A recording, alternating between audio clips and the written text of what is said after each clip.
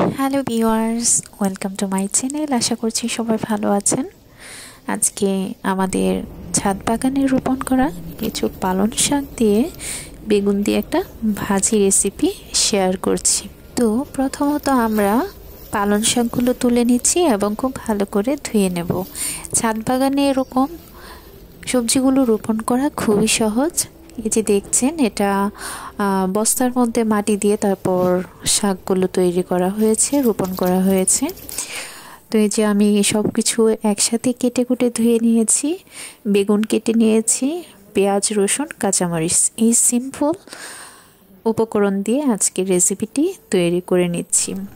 তো চুলাতে একটা কড়াই বসিয়ে দিয়েছি, অল্প একটু তেল দিয়ে দিলাম, পেঁয়াজ, কাঁচামরিচ আর রসুন কুচি দিয়ে ভালো করে একটু ভেজে নিচ্ছি। মাটির চুলাতে আমি সবসময় রান্না করার চেষ্টা করি, কারণ খড়ি দিয়ে রান্না করার খাবারগুলো খুবই টেস্টি হয়।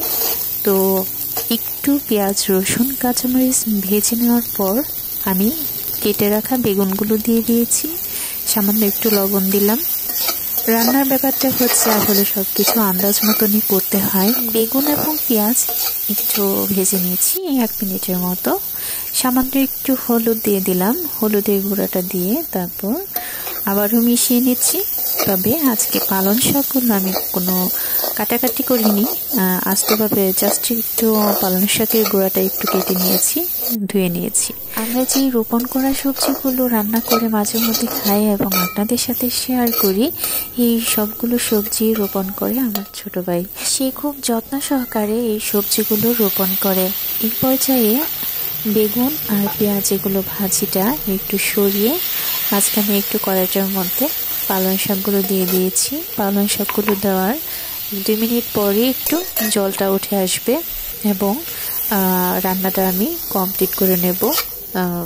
সামান্য একটু লবণ দিয়ে দিয়েছি, লবণটা দিয়ে খুব ভালোভাবে বেগুন, পালং শাক এগুলো মিশিয়ে নিচ্ছি।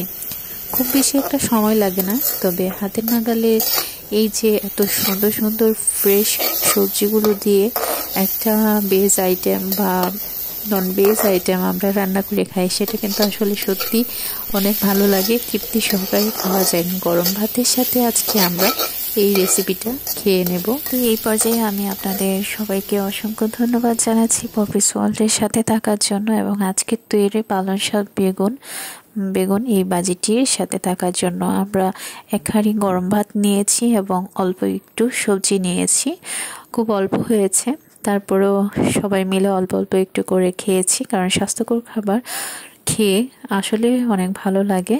তো আজকের বাজিটি রেসিপিটি খুবই ভালো হয়েছে। আপনারা অবশ্যই কমেন্ট করে জানাবেন আপনাদের কাছে কেমন লেগেছে। তো সবাইকে আবারও ধন্যবাদ জানিয়ে আজকের মতো এখানে বিদায় নিয়েছি। সবাই অনেক অনেক ভালো থাকুন, সুস্থ থাকুন এবং পপিস ওয়ার্ল্ডের সাথেই থাকুন।